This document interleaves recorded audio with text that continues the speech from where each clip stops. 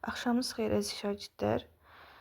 Gəlin sizlə bu gün belə bir sualın izahına baxaq. Sualda deyilir ki, x kvadrat sıx 2x plus y kvadrat plus 4y plus 5 bərabər 0 olarsa, x, y hasilini tapın. Biz misalın ilk iki hissəsində görürük, yazıb ki, x kvadrat sıx 2x. Bu, hər hansı bir müxtəsər vurma düsturuna bənzəyir. Çünki biz 2 sıx 1-in kvadratını yazsaq, x sıxılsın 1-in kvadratını yazsaq, həqiqətən də bu olacaq.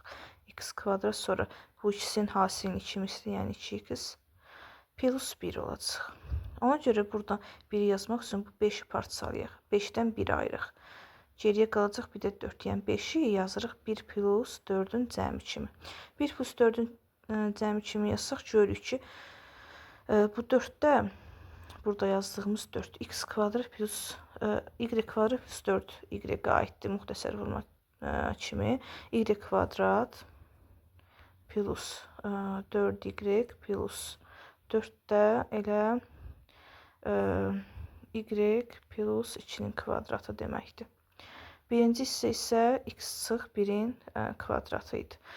0 olarsa deməli hər bir kvadrat ayrı-ayrılıqda 0-a bərabərdir. X sıx 1-in kvadratı bərabər 0, o zaman x bərabər 1 olacaq.